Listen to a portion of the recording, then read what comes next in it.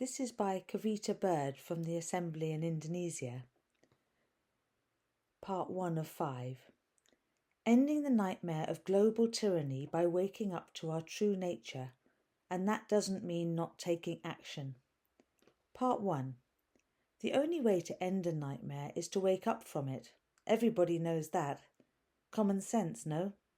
And yet this simple common sense realization, if we take the time to reflect on it, can be the key to release us from the otherwise traumatic impacts hitting us from all sides today and ignite the inner and outer freedom so many of us yearn for. As someone who's been dedicated for decades to realizing our ultimate non-dual true nature and is also very concerned about the precarious state of our world today, especially what we can do to stop the rapidly encroaching dystopia of global technocratic tyranny decimating our essential human rights and freedoms, I have struggled for the last 4 years to reconcile these two seemingly disparate aims and alienated many friends in both camps in the process. But deep down I've always felt there is a point where spiritual realization and liberating action converge, and that these times of extreme crisis are precisely calling us to that convergence, the seat of both our inner and outer freedom.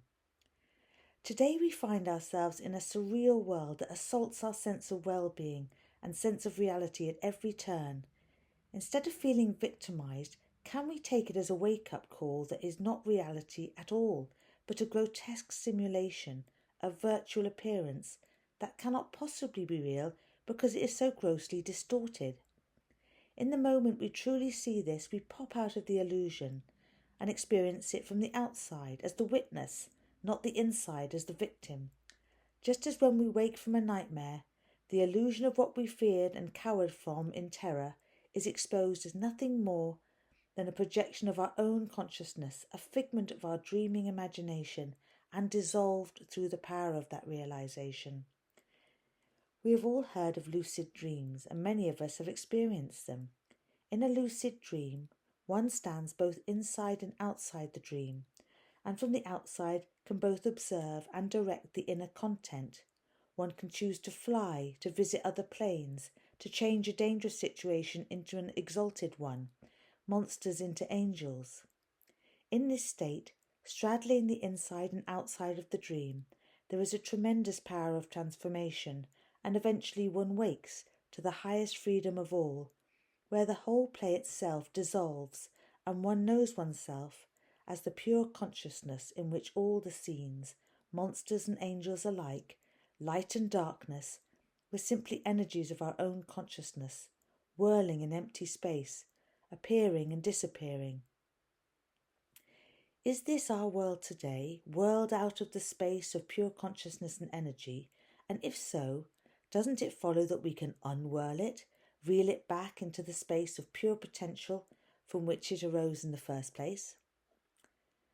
I believe the answer may be yes, and that the phenomenon of lucid dreaming provides vital clues as to how we can confront, transmute and liberate ourselves from our collective nightmare today, turning it into the dream of beauty and well-being we want to see, and attaining ultimate wholeness and freedom. It starts with imagining ourselves both inside and outside of this nightmare, already on the other side even, as we are still engaged in its action. Then the action we take within the dream is enlightened, powerfully transformative, guided from the inside by the deep knowledge that comes from the other side, the part of our consciousness that is already beyond it. Well, you might say that's all very well and good for my own personal dreams, but this collective nightmare today is reality. But as we saw earlier, it's so bizarre and chaotic and collapsing, it pops us out of the trance that it is solid reality. No less than our personal nightmares propel us into awakening when they are no longer tenable. It is actually our world view that is shattering, that held that collective world illusion together, that can no longer hold.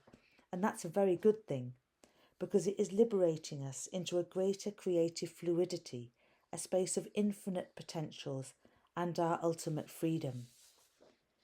In short, the key to dismantling the nightmare of global tyranny lies in awakened consciousness and its superpowers of lucid action.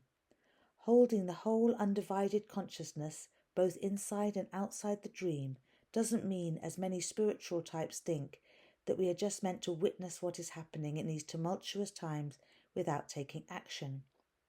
We do take action, but it's not the action of resistance, anger, fear, or fighting.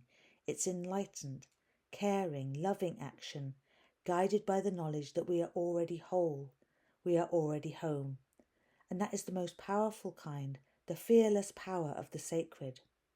It comes from our true freedom, not the illusion of our entrapment, and that makes all the difference.